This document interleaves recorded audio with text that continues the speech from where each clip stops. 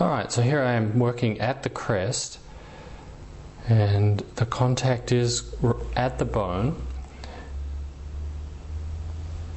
It's a soft fist. I'm working from anterior to posterior, and I'll show shortly on the skeleton how literal that description is to work up against the bone. And as we cross along that region of the lower waistline, it's useful to remember all the various myofascial structures that we're affecting. The thoracolumbar fascia, portions of the erectors, some of the fibers of latissimus, obliques, possibly some of the fibers of transversus abdominis, and some of the fibers of the quadratus lumborum.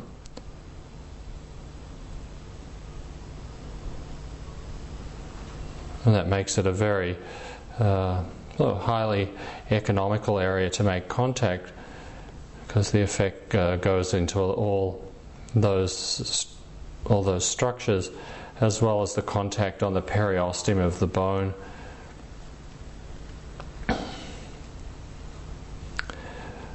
Moving towards the posterior portion of this, and becomes increasingly difficult to stabilize my hand there. It just feels like I'm dropping off, which I'll exaggerate slightly, and that means I'm really done with that. I'll go through the movement again, and I'll ask Victoria to participate with some movement, and the movement can be as simple as just to begin with letting the tailbone back slightly, so just reaching back with the tailbone. Now we know that for us, if we speak in kinesiological terms, we're talking about anterior tilt as the tail comes back from and then the other way, just letting the tail forward towards the wall in front of you, and there we're getting the posterior tilt. I'm always looking for ways to describe those movements in terms of a direction with a body part. My hand can guide that movement, so just once again reaching back with your tailbone.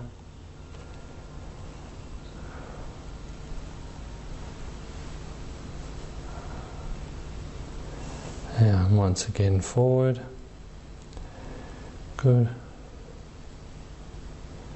And then letting loose of that. And one thing you can explore there is that deeper sense of neutral, or allowing your body to receive the sensation of the pressure of the table and the support of the table. And as you do that, you might feel that you can receive the pressure of my arm inside your pelvis a little bit further.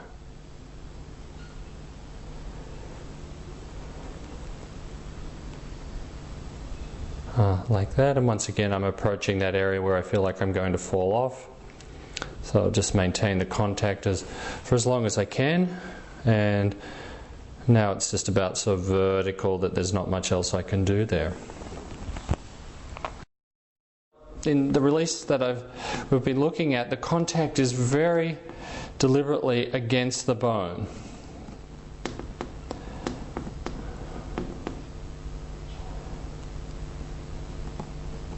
And like many of the things we do against the periosteum, it's a very pleasant feeling when it's done well. And one of the ways to do it well is to make sure that there's not overpressure and you're creating a bracing or a guarding effect.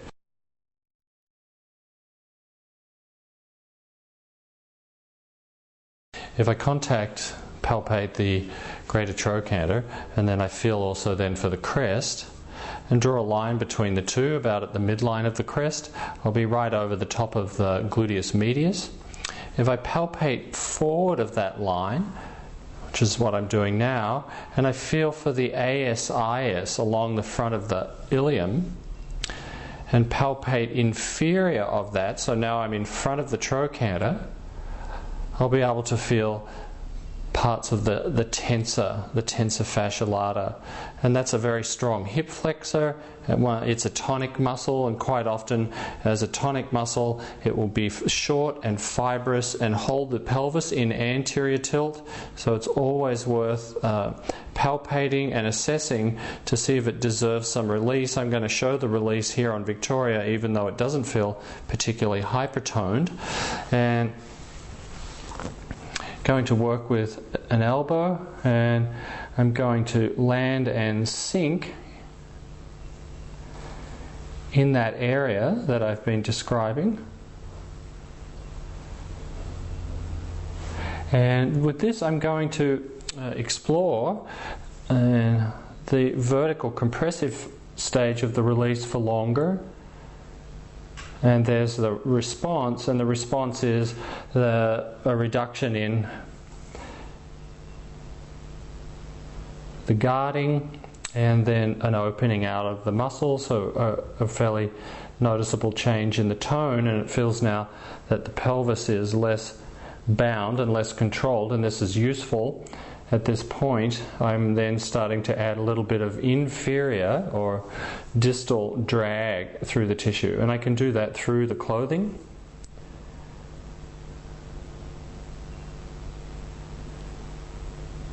And this is the tensor fascia lata, the strong flexor of the hip.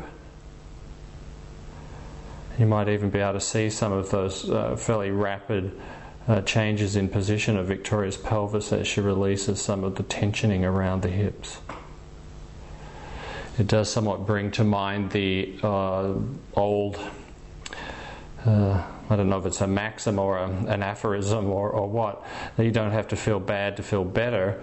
So quite often the fact that there's not a positive outcome, or it's not a positive test on the Ober's test, nevertheless that people will still experience really very deep relaxation and decompression through their system without there being any obvious shortness or restriction in the range of motion.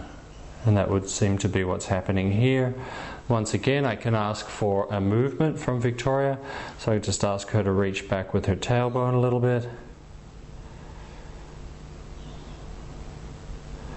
And that's good.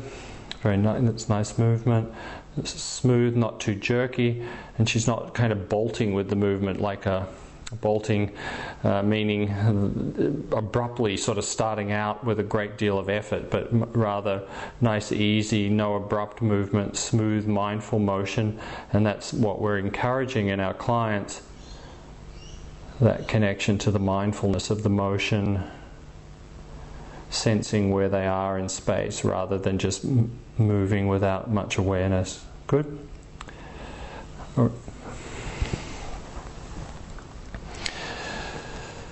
The initial contact has been at the crest. Now I've moved in on top of the tensor fascia lata and followed that down towards its blending in with the iliotibial band. Next I'll work right on top of the trochanter itself.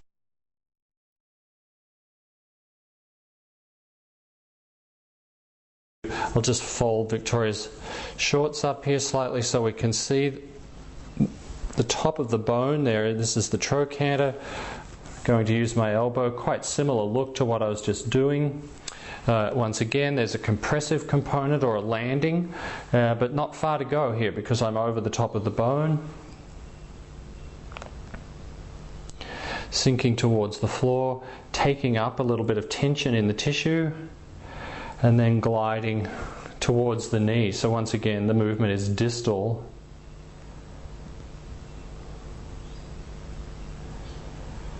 And very deliberate contact against the periosteum.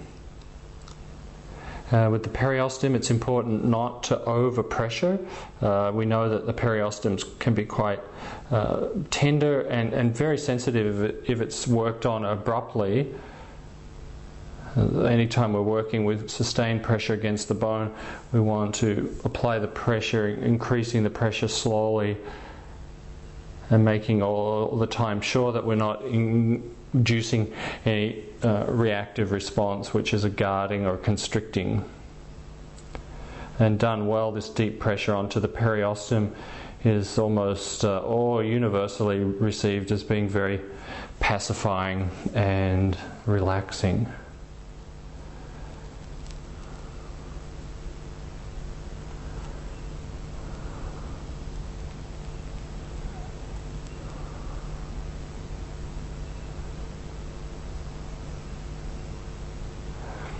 You can see I've moved down the leg a little bit, so I'm kind of moved away from the trochanter, and now I'm a bit more onto the side of the femur and starting to pick up portions of the iliotibial band, and that's how this whole release will continue. So with the trochanter, it's the same thing. We want to be able to confidently contact the greater trochanter. I was working with my elbow, but I'm showing here with my finger, and we're spreading the tissue in a sense around the bone there, and there's contact made with the underlying periosteum. And the same when we're treating the IT band, that once again it's very easy to access contact all the way through to the periosteum at all these points.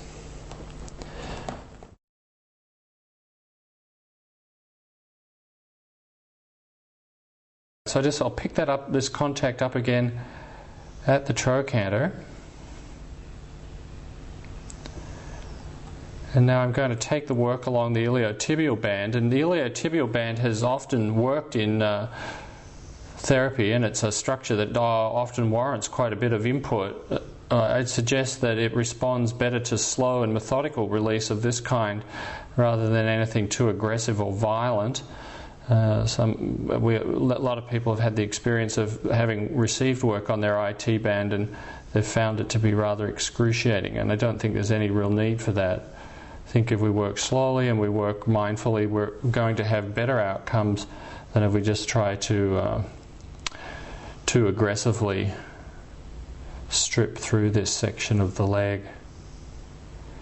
So I'm following that standard protocol at this point where I'm landing. I'm going to switch arms for a moment and talk to the camera a little bit. I'm following that standard protocol of landing and sinking. So there's a compression, and then I'm also putting a tension in the tissue and working inferiorly.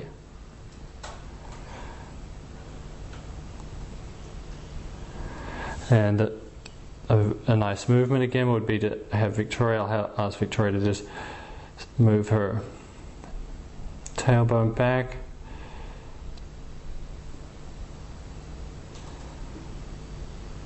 And forward, so she's just getting a nice easy rocking motion through the hip joint while I'm pulling on the IT band. Once again, feeling for the underlying periosteum, so it's not just the soft tissue, but it's all the way through to the bone.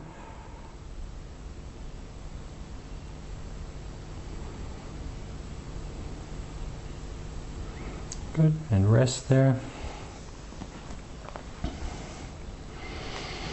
I'll do some with my finger just so you can see, I can describe more accurately the vectors, landing and sinking, so that you can see the compression into the tissue, taking up the tension in the tissue, and working from proximal to distal.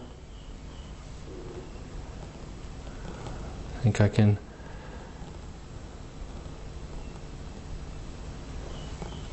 detect that of all the regions that I've worked, or the region or the length of the IT band so far, that this distal portion has some palpable fibrous change, but very little.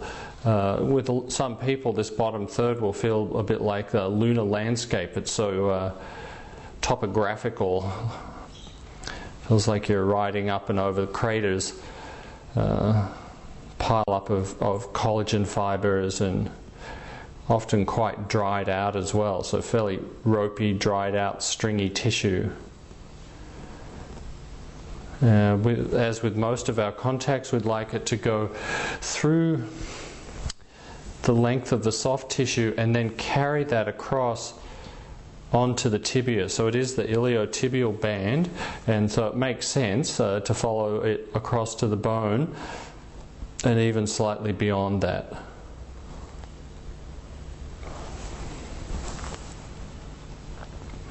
And that could all be done with my elbow.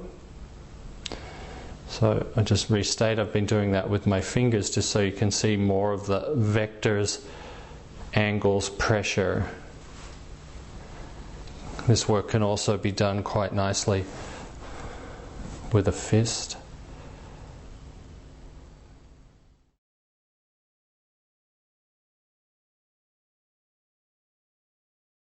Working now at the hamstring, and dividing the hamstrings really into two sections. The first section is the medial, the hamstrings, so the semitendinosus and semimembranosus. And I'm starting out here working with my fingers, and that's so you can see quite clearly where it is that I am working. And I'll describe my relationship with the mass of the tendons there, and that is that because I'm using three fingers, I'm over the top of the tendon, so that's directly there's compressive force into the tendons themselves. But my first finger here, index finger, is slightly lateral of that tendon, so I'm able to sink into the space that's there between the medial hamstrings and the lateral hamstrings, or the biceps. And that's how this would look with my fingers.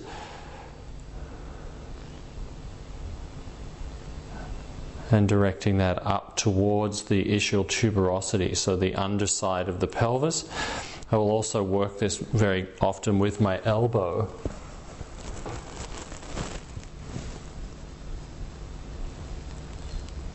And that, of course, is a fairly big change in the amount of contact I can make and the amount of pressure that I can bring into the work.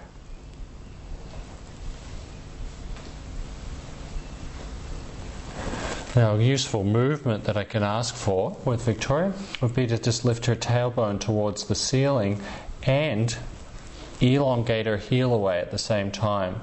So we're getting this lengthening from the underside, and also lengthening by lifting the tuberosity. Feeling good, and letting down,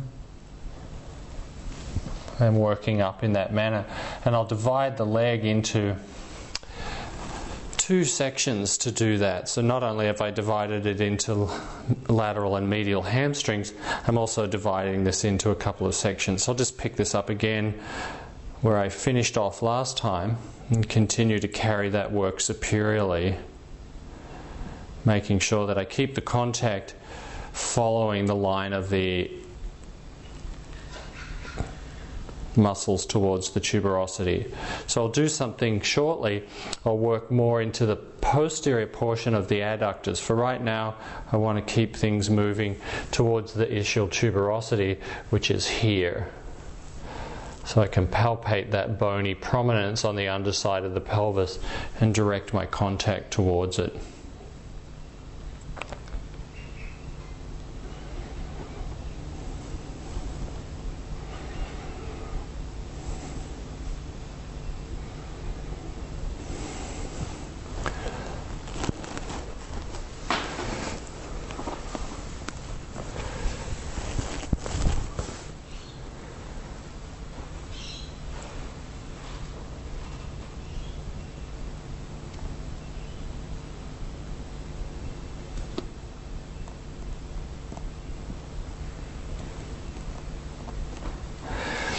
Like many of the areas where we have this convergence of tendon and bone and ligament and fascia, the underside of the pelvis at the ischial tuberosity represents a very useful site to keep a contact against while I ask for movement.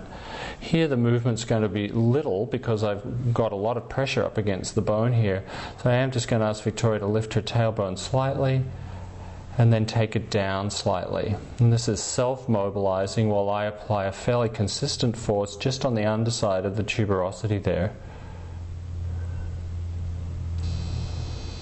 And progressively what I'm noticing is as Victoria makes that movement, the coordination of the movement, in some ways the strength of the movement is increasing. So she's able to explore some neuromuscular kinds of integration while I provide the pressure there, and that's quite often assists a great deal in starting to open out that underside of the pelvis and that distal portion of the sacrotuberous ligament.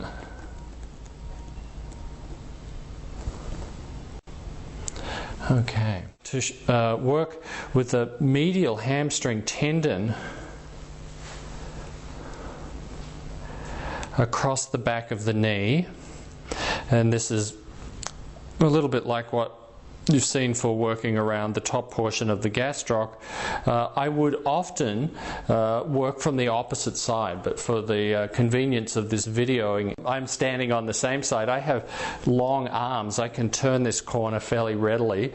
Some people I notice in classes, this is not so comfortable in their body, and they find that working across from the opposite side so that they can really angle on. Once again, we want to angle onto the bones. If they're coming from the opposite side, that just facilitates that contact. Can also ask Victoria, which I will, ask her to just push her knee slightly into the table. So just pushing down to the ground with the knee, and that's using somewhat the flexors, some contraction in the flexors, and that will help relax the muscles in the back. And also pushing down in the knee and elongating through the heel at the same time, and there's a slightly more complicated movement.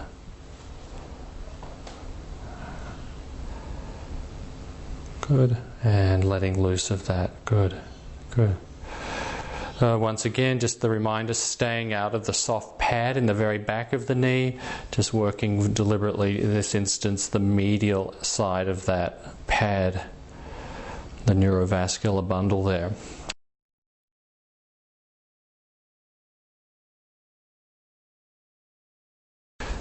This time it will be the lateral hamstrings, the biceps femoris, showing again with my fingers, straddling the tendon itself, as well as working in the seam between the biceps and the semis. And with this work, and really with all of the work that I'm showing, these are guidelines to the areas that I'm working on. If your fingers and your elbows and knuckles detect that the tensions and the restrictions lie somewhat off these sort of more predictable lines that I'm drawing here, then I encourage you to follow those and work with what presents itself in the situation in which you're treating. But here's a nice basic line of inquiry, if you like to put it that way, for the biceps.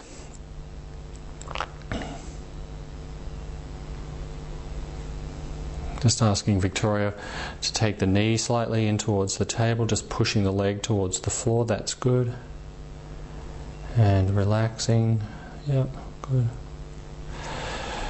And as always, the elbow provides a lot of broad contact, and it enables me to bring quite a bit more force. And curiously, because the force is spread through the broader contact, it often feels more pleasant than the more specific contact of the fingers.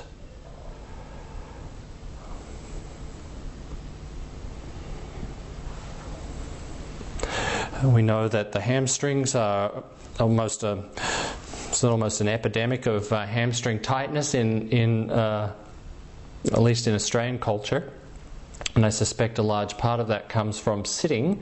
We spend a lot of our life in chairs, and there just seems to be an ongoing shortening of the hamstring occurs.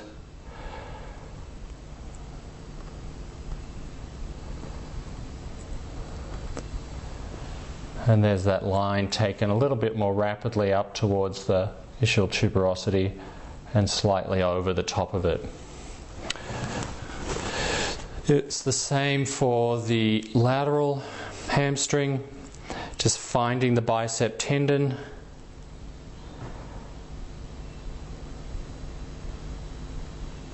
and then taking the contact from superior to inferior, tracing, or not tracing, in fact it's quite literal contact across the back of the knee, and then finding my way on to the posterior portion of the fibula, which is where the hamstring terminates. But then, because I am interested in the continuity of fascia in the body and the kind of connectivity nature of that connective tissue fascia, I'll carry that a little bit past that also, and I could ask Victoria for a little bit of heel lengthening while I'm doing that. Good. And rest.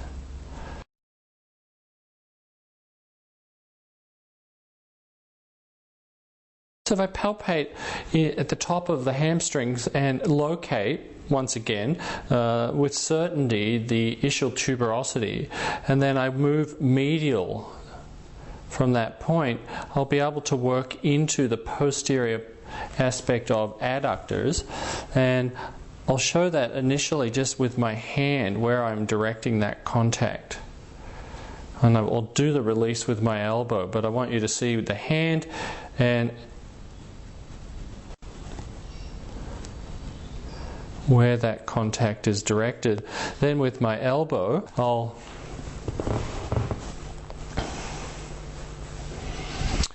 sink. So the vertical, remember there's always the compressive phase, sinking towards the floor, or this is our kind of initial entry into the tissue, and then I'm going to take up a tension in an inferior direction. So I've got those two forces at work, landing, sinking, and then dragging.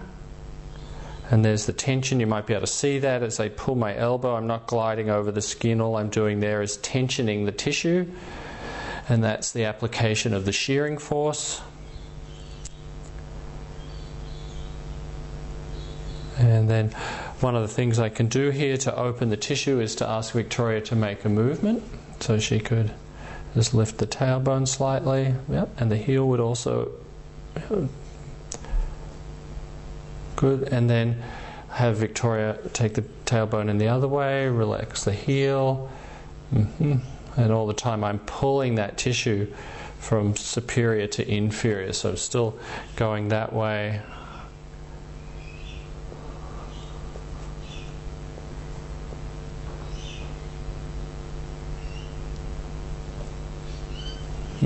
Okay, and I can follow that line down about half the length of the leg. Okay, thank you.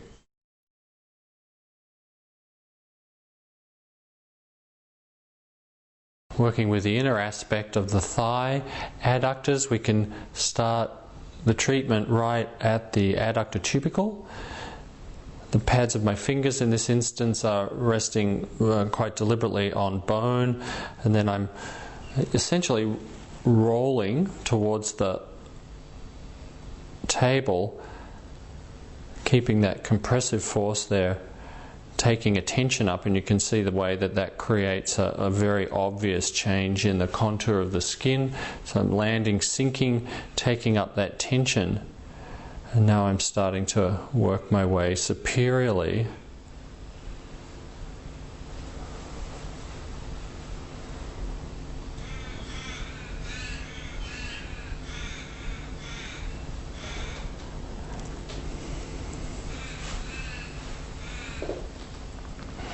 The adductor area can be very guarded, and if we work into it too quickly, we'll often find that our clients aren't too happy.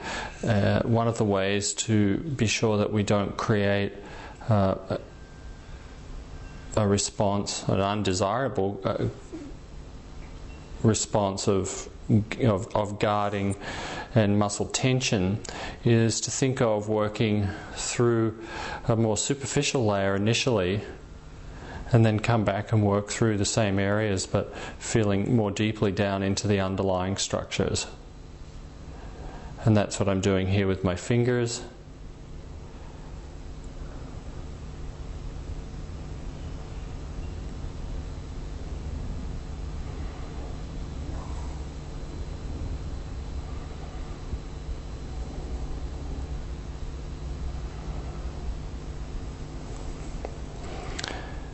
just posterior of the gracilis.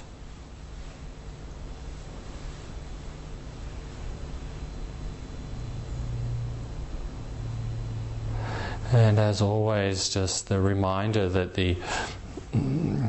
we could say that the enemy of depth is speed. Here we want to be sure that our speed is, we slow the work down, gives the person ample opportunity to explore the sensation, release into the sensation, and also enables them to offer up or make available the deeper layers, so that happens more organically rather than feeling that we have to force our way towards those deeper layers. More of an unpeeling that takes place, and it's definitely a function of time.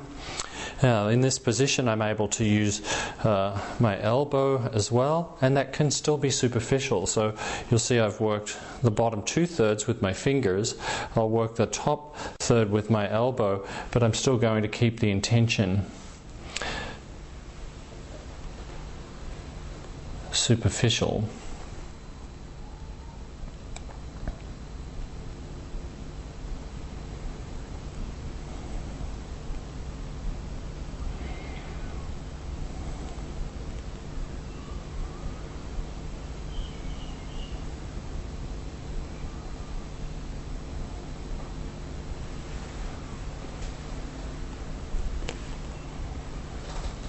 And I'm taking this work superiorly until I feel the underside of the ramus, or that bony surface of the ramus where the adductors attach, well, particularly magnus, of course. And at that point it becomes probably fairly difficult to see the detail of what I'm doing. So we'll come back to this in a moment. I'll just go back into what I started with, which was the work that was done systematically through that adductor compartment. And while I won't treat it in detail, I just point out that I might want to go back and work more deeply on a second or even a third set of contacts. And that might be done with my elbow the next time, and still working very slowly. Yeah, so I've sped this up just slightly because I'm not going through the whole sequence. Just landing, sinking, showing you the basic sense of coming back through the same region, working with the next level of availability in the tissue. I do want to show you the work at the pelvis, and I'll show it through Victoria's shorts here, and then we'll look at the skeleton in a moment. I can do this in two ways. One is I can just use the pads of my fingers by taking my hand down into the adductor compartment towards the table and towards the floor. I can push, so that's pushing laterally into the leg, and then if I take my fingers then superiorly, quite easily the tip of my middle finger is up against the bone. And this is somewhat an exception to our land, sink, hook and drag protocol, because at this point I'm not dragging, I'm simply maintaining that compressive contact against the underside of the pelvis there. And I'll hold that for 1 minute to 2 minutes. And what I expect, and what's a consistent outcome of that, is a very distinct sense of relaxation through the highest portions of the adductor muscles, as well as what appears to be a normalizing from my experience and the reports from clients over the years, a normalizing of tone within the pelvic floor. So some reflexive effect going superior from there, so up into the area of the pelvic floor, as well as affecting all those fascial tendinous structures that lie right along the ramus of the ischium there. I'll make that contact in 3 places. So here I'm moving along, starting over near the pubic bone and working my way along the ischium until my last contact will be on the underside of the ischial tuberosity. So the inferior aspect of the ischial tuberosity. And this is how I'd work with my fingers. The next contact was going to be broadly with the elbow on the underside of almost the entire ramus of the ischium. And so I'll take my elbow up fairly high into the adductor compartment, sink towards the floor, just take then my contact superiorly, and now I've got my elbow firmly and broadly across the underside of the bone there. And I can ask Victoria then to make a movement that will assist in the opening. And so I could just have her slide her knee forward and take her tailbone back slightly. Good, good. And this, once again, there shouldn't be overpressure with this. The sensory input around the underside of the pelvis, good, and have you take your tailbone the other way and your knee back. The sensory input around the underside of the pelvis should feel quite calming, quite pacifying. Shouldn't be unpleasant at all. Good, and then the other way. Good. Good. And then encouraging, once again, that deep sense of letting go and just seeing if you can let your body rest into the table more fully.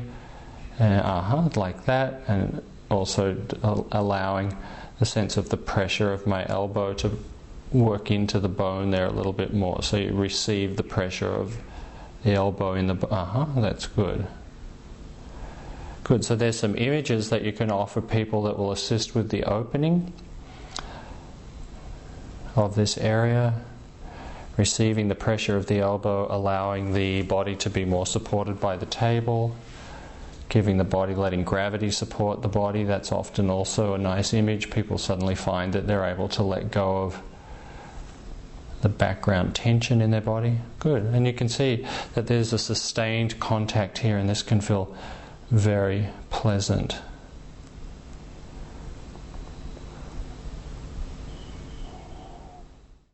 The instruction is to push down into the adductors and then move superiorly, and you'll see that then that my fingers can then rest up against the underside of the bone, and I'm making firm contact through the rest of my hand, and that dissipates the sensation of being poked upon too much in the groin area.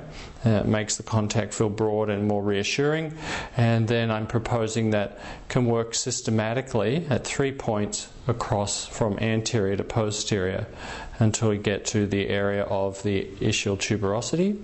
Our skeleton has an unfortunate impediment in his pelvic anatomy, in that he has a distinct sense of a rod up his rear end, but I'll be able to work around that.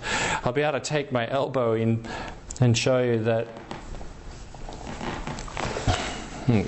Good. I'll be able to take and show how it was that I was using my whole elbow to contact that underside of the pelvis there. So it was quite broadly across the pubic ramus and the ischial ramus. And that's a really terrific contact that can be sustained for quite a long time. It's very, very useful to sustain that for at least a minute to a minute and a half, even 2 minutes, and get the client to start to initiate some of that movement with the tailbone forward and tailbone backwards, or counter nutation of the sacrum.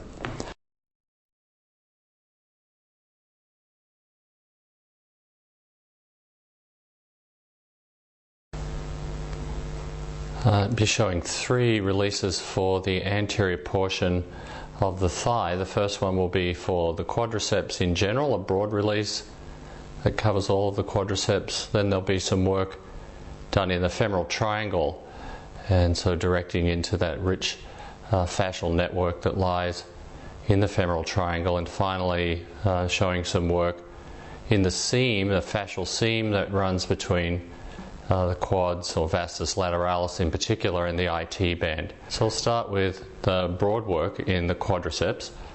And this is how it looks. I'll be working with broad, soft fist, and I'll be making contact quite close to the area of the pelvis, so that's the area of the AIIS, sinking to the level of tissue where I feel that I can make a useful engagement, and then I'm going to be putting a distal drag into the tissue, so that's towards the knee, or an inferior drag, and taking up that line of tension in the tissue towards the patella.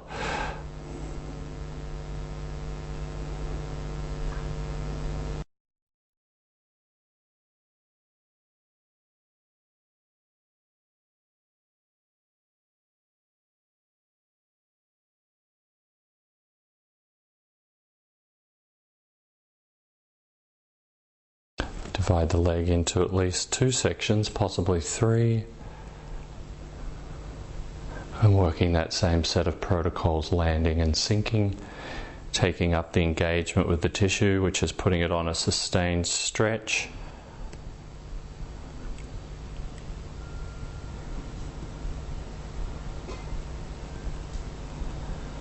and working towards the patella, and taking that all the way to the patella. So where possible we want to cover those myotendinous junctions and those bony tendinous junctions with our contact as well. So it's not just pressure into the belly of the muscle, but definitely specific work done close around the tendons and the joints.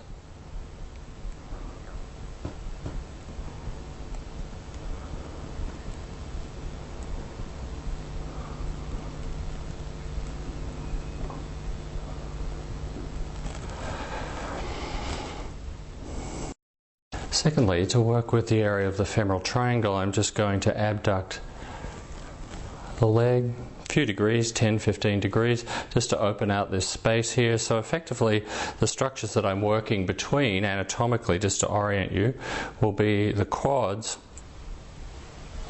and the anterior portion of the adductors, so affecting pectineus as we do this. And so working medially of the mound of rec fem and taking then a contact that follows the seam effectively of the sartorius. So I'll show this with my fingers initially so you can see the precision of where you want to be landing with this one. And this is an area that's richly invested with fascia.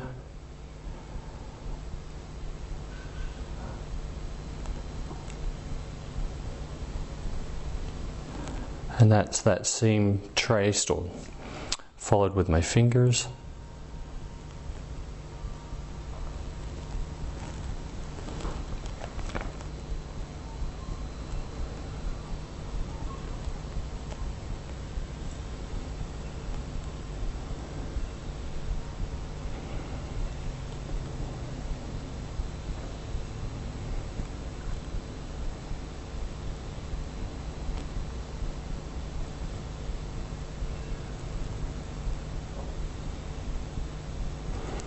That's one way to work with that seam. Another way, if I elevate the table slightly, I can use my elbow in there, and curiously that often feels to be an easier contact for the client, probably because there's less skin drag and more sense of broad pressure. So bring the table up and you can see that I'm then able to easily drop into that area again of the femoral triangle, this time with my elbow.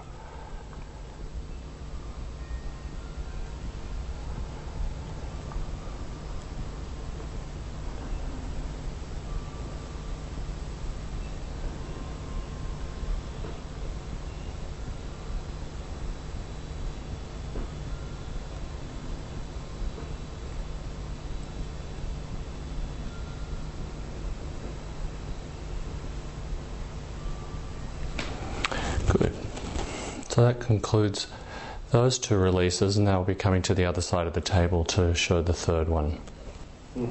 Fascial seams, or septa. The septa where muscles get close to each other but still have some layer of fascial separation are very fertile areas to work, very useful areas to work, and there's a number of seams that we could work in the leg.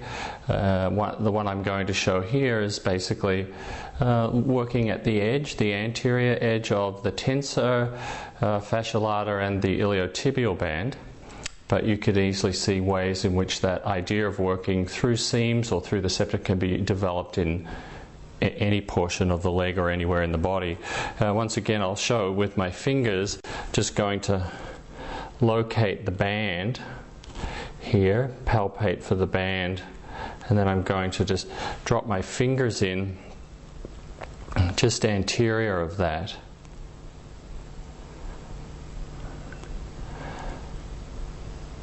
And you can see that I've got quite a specific valley that I can work with here.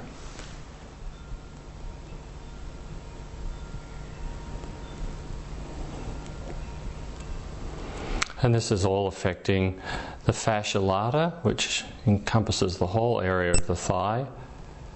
It's the wrapping fascia, and then some of the layers, the deeper layers that go down towards the periosteum and also separate one muscle from another. So I'm being a bit more specific. I'm affecting the broad sheets of fascia as well as working with this more specific opening on this seam here.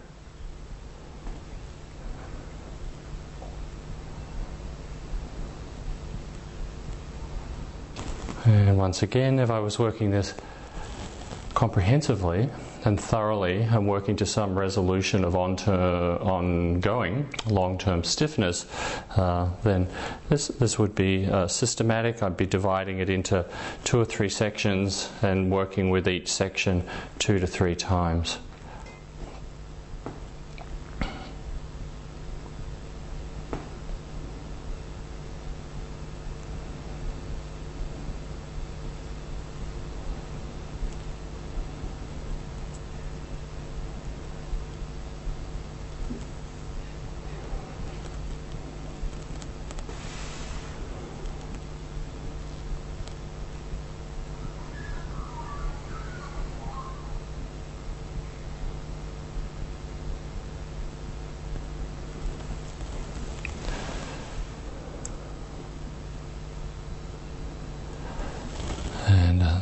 Third area of contact. So we know that the vastus lateralis in the area of the lateral knee has a tendency to become overly toned, hypertonic, and often overpowers the vastus medialis and contributes to problems with tracking at the knee. So all of this work that's affecting vastus lateralis and the iliotibial band is very helpful as part of rehabilitating that particular problem in the knee. And once again, just wanting to underscore the need and the value of giving attention to these myotendinous, bony tendinous areas, which is what I'm doing here. So working in fairly precisely, precision, trying to feel the very local areas of restriction and give them attention.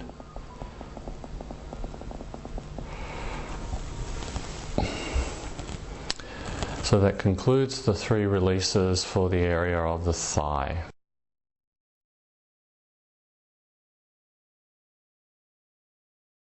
This time we're working with the hamstrings in the supine position, and you'll see that it works very well with the child because I'm able to make contact with Liam's eyes, and also he's able to see the expressions on my face, and I find this is very helpful in the pediatric setting. It's quite simple. What we'll do is just picking the leg up and positioning the hand in behind the knee, and because Liam's leg is small, my fist, my knuckles are able to cover the tendons of the biceps and the semis. I'm going to then let his knee back down and let his lower leg back down on my hand. I'll stabilize the knee, and now I'm going to start to drag towards the ischial tuberosity. And this is quite easy for me. It's just the application of my body weight with a nice easy sense of reach through my arm. I'm able to control the amount of elongation in the tissue via my left hand, which is just taking the leg slowly into more flexion whilst I lengthen out the extensors.